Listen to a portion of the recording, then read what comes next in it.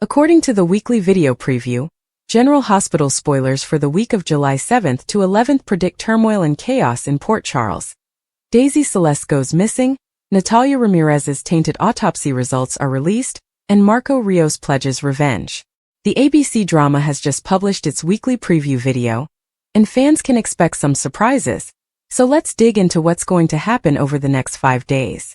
The preview for GH begins with a scenario in the interrogation room at the police station with Anna Devane, Sonny Corinthos, and Laura Collins. Anna announces that she has the autopsy report, which is most likely Natalie's. Laura asks what's in it, and Anna makes a dramatic look. Could Natalia's death have been a result of tampering, or does it imply foul play? Why else would the show mention it if there wasn't a storyline twist in store for the audience? As the scenes change, Lulu Spencer's voice can be heard in the background stating, "She came for our son." The weekly GH preview shows an enraged Lulu punching Brooklyn Quartermain Chase in the face. Lulu appears to be capable of probing into other people's family businesses, but she cannot tolerate it when someone does the same to her. What, if any, consequences will Lulu face for crossing a violent line like this? As the GH promo for the week of July 7th progresses, Marco is in a scene at his father, Jen Sidwell's home, telling his father, "Sonny can't get away with this." While his father is not visible, Sidwell's voice can be heard replying, "He won't," as Sonny's anxious face flashes across the screen. Finally, as the preview concludes, a frantic Sasha Corbin is shown yelling Daisy, as she stares over an empty crib. She rushes out of the nursery to inform Michael Corinthos that someone has snatched their newborn daughter, much to his surprise. General Hospital spoilers suggest that these promotions can be a little deceiving at times. So has Daisy been kidnapped? Or did someone else in the Quartermain mansion take her out of her cot to console her? Only time will tell. General Hospital spoilers and updates for the week of July 7th include autopsy results, 4th of July fireworks, revenge, and a lost baby. Natalia Ramirez autopsy results are in. 4th of July fireworks as Lulu Spencer is furious, Marco Rios seeks vengeance, and Daisy Gilmore is gone. Autopsy results: Laura Collins went to the Port Charles Police Department's interview room, where Sonny Corinthos had recently been questioned. Acting District Attorney Justine Turner had just left, leaving no additional inquiries about Natalia's killing. Laura is seated and Sonny is standing up. Laura looks around to see Anna, who is holding a manila envelope and some documents. Read more. Find out what happened on the last episode of GH. Natalia's autopsy report has returned from the hospital, where she was transported and proclaimed dead following a suspected suicide by overdose. The phrase is chopped short at the end when Anna says, "I have the autopsy here and 4th of July fireworks." There are 4th of July fireworks in Port Charles, but not the ones you want to see since Lulu is upset at Brooklyn Quartermain Chase. Rocco Falconeri had come to Lulu, demanding to know why he had never been told he was being carried by Britt Westbourne. GH viewers will recall that Rocco was extremely young when Lulu fell into a 4 or 5 year coma, and Dante Falconeri had PTSD and brainwashing difficulties before to that. This was roughly a year before Lulu's coma, so it wouldn't have been the best moment. But who is the she Lulu is referring to when she slugs Brooklyn and yells, "She came for our son?" Elsewhere, Marco is angry at his mother's death and completely blames Sonny. Has he been informed of Natalia's autopsy results? It wouldn't matter because he blames Sonny nonetheless, despite the fact that her death seemed to be a suicide by overdose, which Anna confessed could have been manufactured. Marco had been saving the life of Sonny's daughter Christina Corinthos Davis, while Natalia lay dying in her Metro Court suite. Marco is furious as he informs someone, "Sonny cannot get away with this, he won't." It sounds like Marco wants to exact revenge on Sonny, but will he do so legally or illegally? Read this. General Hospital spoilers. Vaughn joined the WSB revenge against long-lost father Jason? Sasha Corbin enters the nursery and discovers Daisy missing from her cot. She shouts, "Daisy!" Michael Corinthos soon arrives at the door and she tells him, "Michael, someone has taken our daughter." Strange events have been occurring in that nursery, with someone unknown changing Daisy's onesie and turning on her melodic mobile after dark. Viewers are aware that someone has been lurking outside the windows, monitoring Michael, Daisy, Amelia, and Wiley Corinthos as well. Michael will provide reassurance later. Is Daisy truly missing? Or did a Quartermain family member enter the room and retrieve her? Perhaps it's time to set up that nursery cam again. Make sure to keep up on everything going on with GH right now. Check back regularly for General Hospital spoilers, news, and updates. General Hospital teasers for the next 3 weeks, July 7th to 25th, indicate that Britt Westbourne's dramatic comeback tale will begin while Jocelyn Jacks goes rogue. There will also be a matchmaker narrative and some complicated romantic circumstances. So let's speak about what to expect. The week of July 7th to 11th will see Lulu Spencer outraged that Brooke Lynn Quartermain let the Brit file to fall into the hands of Rocco Falconeri. While Brooke Lynn protects herself from Lulu's rage, Cody Bell will put up the heat on Christina Corinthos Davis' seduction attempt. However, Mac Scorpio will be completely unaware of Cody's attempts to attract Ava. Because Mac will see the evident connection between Cody and Molly Lansing Davis, he will play Cupid for them. While Rick Lansing invites Elizabeth Baldwin to spend more time with him, Lucas Jones will require a favor from Carly Spencer. This may be related to Lucas' attempt to learn more about Sonny Corinthos' dispute with Jen Sidwell, and how terrible it would grow. Drew Kane will send a warning to Willow Tate as she prepares to negotiate with Michael Corinthos. Later, Michael will make it plain what he expects if Willow requests visitation with the children. Michael may make it a priority to cancel or postpone Willow and Drew's wedding. Regardless of how the meeting goes, Drew appears to be busy destroying Curtis Ashford's Jacinda plot across town. Trina Robinson would become enraged after discovering that Kai Taylor had tipped Drew off. Back with Lulu. GH spoilers suggest she'll talk about her family's newest drama with Laura Collins. Lulu will discuss how she dealt with Rocco's torrent of questions regarding Britt and his birth story. Following Rocco's courageous maneuver, there may be mounting concerns regarding him over the week of July 14th to 18th. If Rocco disappears, Lulu and Dante Falconeri may become anxious to find him. Giovanni Gio Palmieri could aid with the Rocco quest, so we'll see if he eventually returns his half-brother to Dante and Lulu. Brooke Lynn will experience greater backlash as a result of the Rocco affair. In addition to coping with Lulu and Dante's rage, Brooke Lynn will face concerns from Harrison Chase and possibly even Sonny because she injured his grandchild. However, Sonny's Sidwell dispute will keep him very occupied. Like Jason Morgan, Sonny would undoubtedly realize that Sidwell must have set up Selena Wu for the pub fire. Professor Henry Hank Dalton's secrets could be about to unravel. Kelly Thibault's return arc is set to begin soon, therefore it may be related to Professor Dalton's study and what he is hiding in the lab. Kelly Thibault will be back on TV before the end of July, therefore her first appearance could be between July 21st and July 25th. Will Thibault play the real Brit or a clone? In any case, Jocelyn will go rogue in her WSB inquiry, which may lead to some Brit-related revelations. Since Anna Devane requested that Jason examine Professor Dalton as well, he is bound to become involved in this Brit drama at some point. Michael's custody win may be in peril. The countdown is on for the judge bribery, and the revelation that Michael's courtroom victory was not legitimate. Could Drew find out and use this astonishing information against Michael in the future? According to General Hospital spoilers, some crucial moments will occur in different tales, so we'll keep you updated on all of the twists and turns. Sasha walked the Corinthos kitchen, her hand quivering as she grasped her phone. The unread texts and voicemails provided no answers, just increasing dread. Michael walked in and noticed the change in her demeanor right away. Her face was pallid, and her eyes darted to him in wordless despair. "No word from Daisy yet?" Michael asked, his voice low and hesitant. Sasha shook her head, unable to speak at first. The lump in her throat swelled with fear. "Nothing. No texts. No calls. Her phone is off. She has not even checked in with Deanna at the facility. That's not like her." Michael attempted to remain cool in the midst of the tempest, but he too sensed something was badly wrong. Daisy had been stable for months and found meaning in her work with other recovering addicts. Sasha even took her under her wing and treated her like family.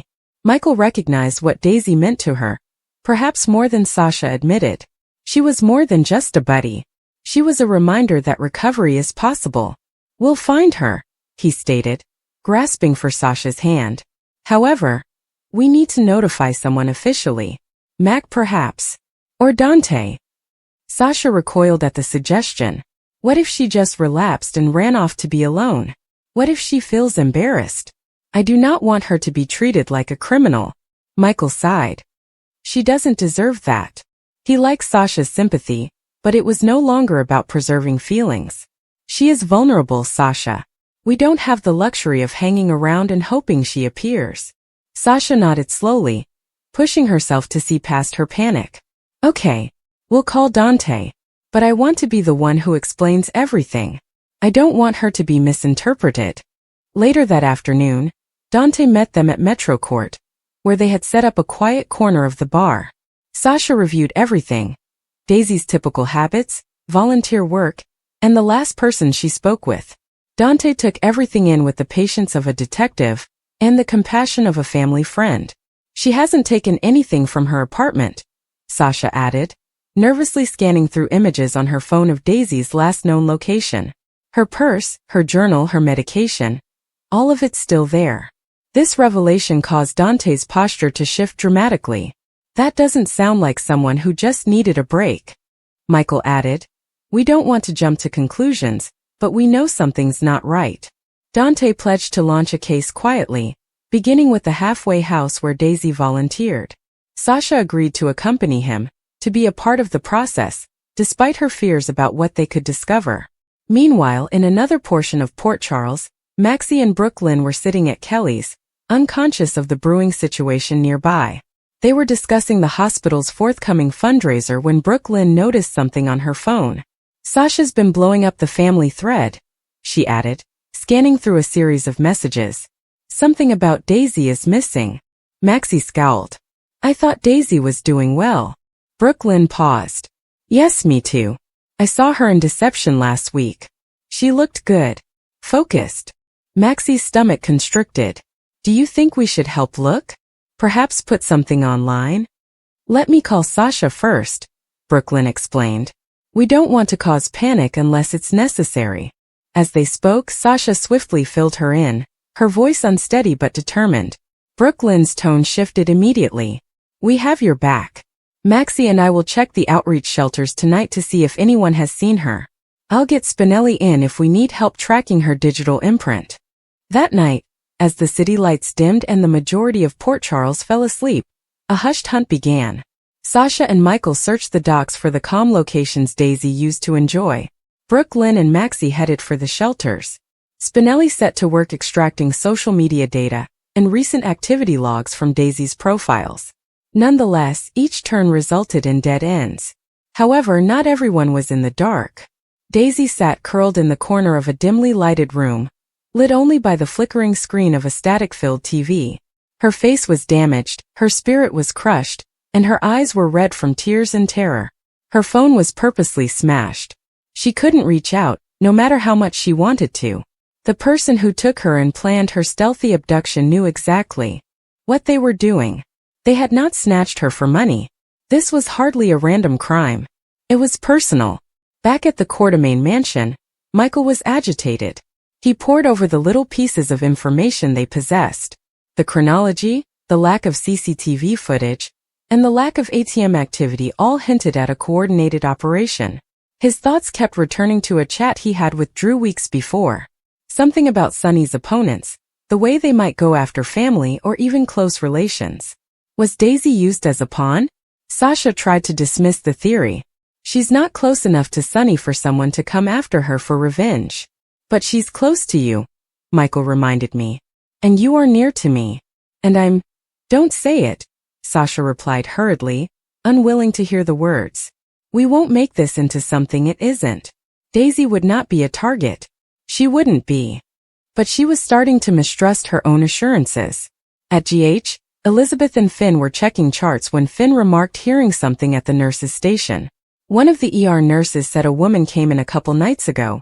Bruised up, wouldn't give a name, left before anyone could admit her. Elizabeth glanced up with concern. That could have been Daisy. Finn agreed. Or someone else. But it's worth checking. Do you want me to get the surveillance footage from that night? Yes, she replied promptly.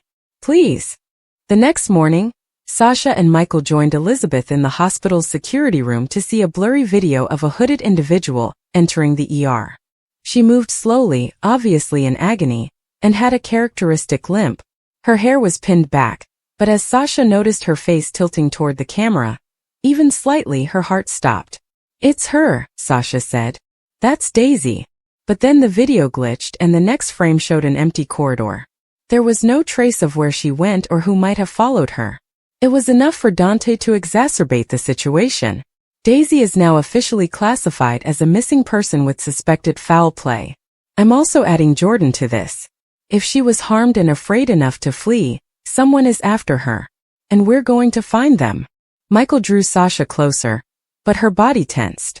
If something happened to her, if she's out there and scared and I'm not doing enough, you're doing everything, Michael responded with a smile. We're going to bring her back. In the background, Jordan gathered a small task team.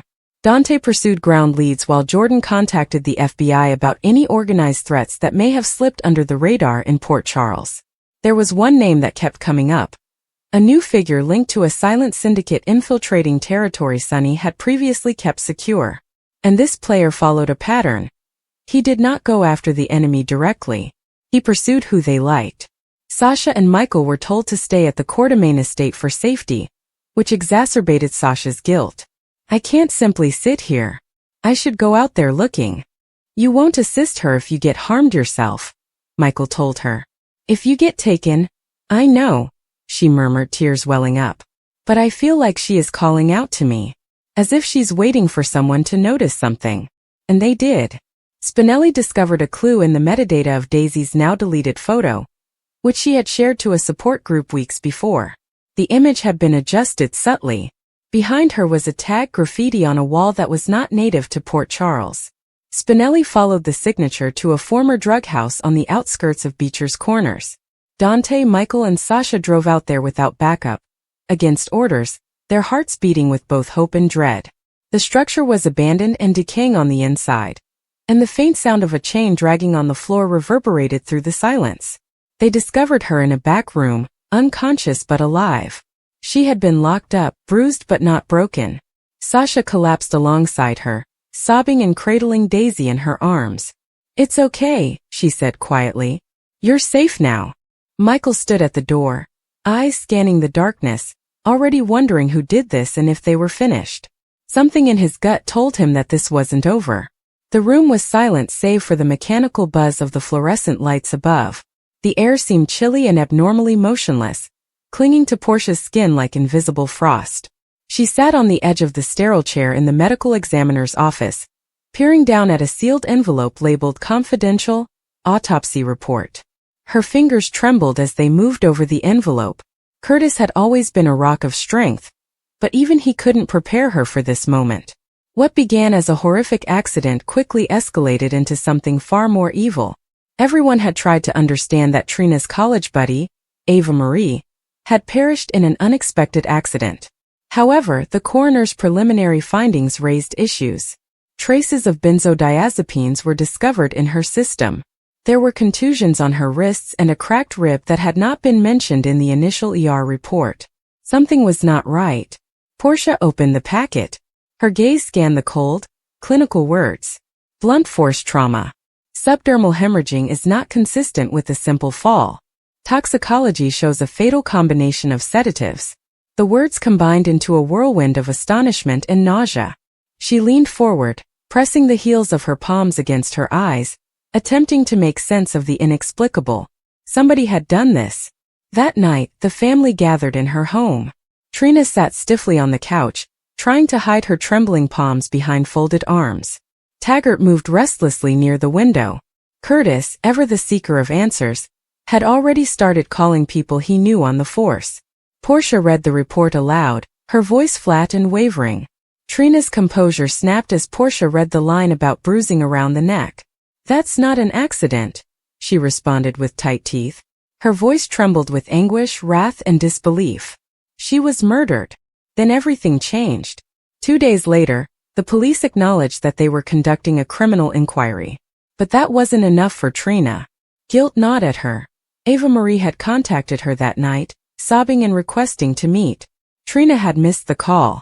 She'd been out with Spencer to celebrate his homecoming from Europe. One missed call. One more drink.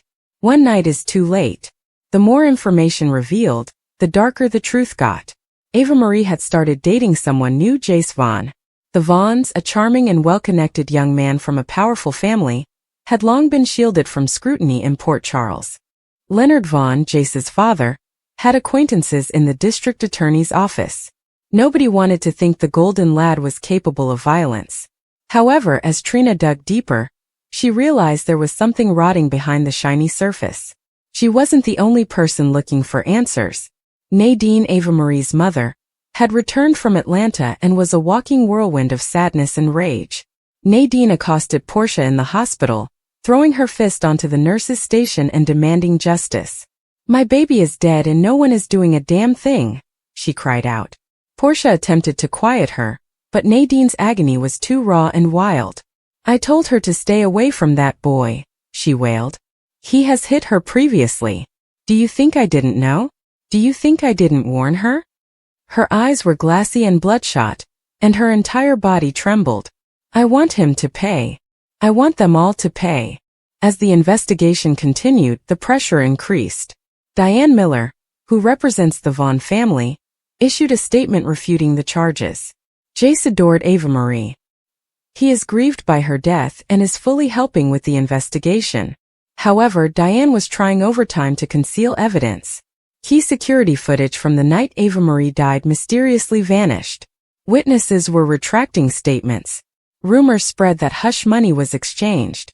Trina could not take it anymore. Spencer was gone again, called back to Cassadine family business, and she felt alienated, enraged, and helpless. That's when she resolved to take matters into her own hands. She was not alone. Jocelyn and Cam had witnessed too much injustice in Port Charles to trust the system. They joined Trina in a nocturnal conference at the Jerome Gallery to sketch out what they knew about Jace's movements, affiliations, and temporal gaps. Esme, however, proved to be the most unexpected ally. Still attempting to redeem herself, Esme shared her own insights into the Vaughns, particularly after revealing that she had attended several of the same posh events as Jace. "You don't understand," she muttered. "These people have everything to lose, and they'll kill to protect it." Then the fight night arrived. Taggart followed Jace to a private party by the docks and cornered him in the alley behind the venue. Fueled by months of sadness, wrath, and regret for not being there for Trina, Taggart let his fists do the talking. The fight was nasty. Jace, arrogant and grinning, provoked Taggart into swinging. Taggart had no idea that someone was taping. The next morning, a video appeared, clipped and modified to make it appear that Taggart attacked Jace without provocation. The video quickly spread over social media. The court of public opinion has altered. The Vaughn family charged Taggart with assault, claiming it was a vendetta by a biased ex-cop. The case's focus shifted from Ava Marie to whether Taggart had undermined the inquiry. It broke Trina. She screamed at the press waiting outside the courthouse. "My dearest buddy has died, and you are all concerned about optics? What about spin?" Her words resonated across the marble steps, her eyes filled with anguish. She didn't die for this. Inside the courtroom, chaos ensued. More witnesses stayed mute after the judge barred significant evidence, owing to procedural irregularities. Portia saw the matter was being buried due to influence and fear. That is when Nadine made her move. She came up at Portia's place one night with a bottle of whiskey, smeared makeup, and bloodshot eyes. "They think they can kill our daughters and walk away," she told me. "Not this time." She took out a burner phone and showed Portia a succession of screenshots, including texts, pictures, and even a voice memo that Jace had given to a buddy. It was disgusting, incriminating, and damning. "Where did you get this?" Portia inquired. "I paid someone," Nadine said frankly. "And I'm not done." Portia paused. She was a doctor, a mother, a lady who values rules and organization. However, as she stared into Nadine's eyes, she realized they had already gone too far to turn back. The justice system had failed them. Now it was up to them. They struck an agreement. No more waiting, no more hope. They would take Jace down themselves no matter what it took. Jocelyn broke into Jace's private server with the help of Damian Spinelli. They discovered other evidence, videos of violent altercations, texts packed with threats, and a document Jace attempted to destroy that implicated a family member in covering up the site of Ava Marie's death. They compiled everything into a file called Ava Marie Final Truth and distributed it to every news outlet in Port Charles. The fallout was nuclear. The Vaughns tried to deny everything. Diane delivered statement after statement. But people had seen too much. Protesters gathered outside the district attorney's office. Students from Ava Marie's institution staged vigils. Trina finally felt as though her friend's voice was being heard. Jace was arrested for obstruction, tampering with evidence, and manslaughter. But that did not repair what had already been broken. Emma visits Gio at the Metro Court pool and wishes him a happy 4th of July. He needs the distraction to keep his thoughts off Sunny, so he didn't ask for the night off when she asked if he had it. How Sunny can be the man he knows and the one Tracy forewarned him about is beyond him. People can be more than one thing, according to Emma. Emma advises him to ask someone who knows Sunny since he wants to know who he is. Vaughn and Joss make a plan. Carly discovers Joss using her laptop to conduct research, which she claims is for Professor Dalton. Carly observes that she hasn't been around much recently. Since the fire, Joss has been reminded of how fleeting life can be, and she apologizes for being so busy. Carly claims that although their family has experienced a lot, they are currently safe, content, and in good health.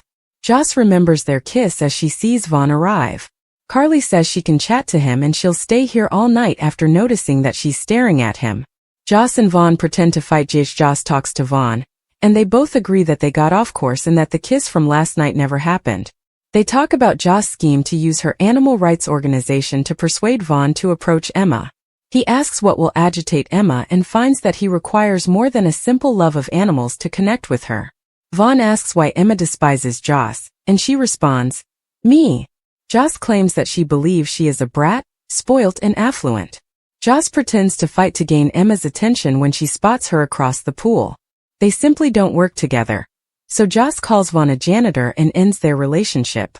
Emma smirks as she storms away. Vaughn is approached by Emma, who apologizes for the incident and informs him that he has just met the genuine Joss. He brings up the subject of animals during their conversation, informing her about the school animal rights organization. He says he would love to get involved after Emma admits she started it. To get drinks and continue their conversation, they go to the bar. Carly answers Joe's questions. Gio asks Carly to speak about Sunny. Uncertain whether she is mistaken or whether he is blind, he tells her what Tracy told him. As they sit down, Carly explains to him that Sunny loves his family despite having a difficult upbringing and having done things of which he is not proud. Carly acknowledges that although he has seen that aspect of him, he has another side. She claims that despite allowing Sunny into their lives, Michael and Dante have struggled with the same issues about him. Gio feels that if he has further questions, he'll ask his son. Was it an accident that Natalia died? Anna demands answers regarding Sidwell's role in Natalia's death, so she pays him a visit at Windmere. He declares that he would never have anything to do with his son's mother's passing.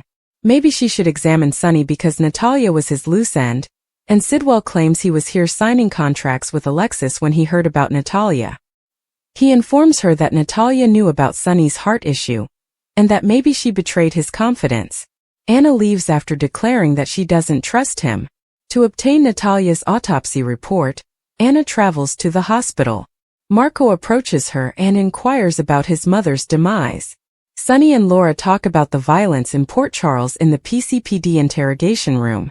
Sunny tries to persuade her to put some distance between them, but she refuses, even though he has a solution to limit the harm for her. Ezra enters while they are hugging and laughing, nagging them about their friendship while photographing them on his phone. Since it is against the law to film in an interrogation room, Laura and the officer she flagged down make Ezra remove his footage. She tells him that he's fortunate not to be arrested and tells him to leave her sight.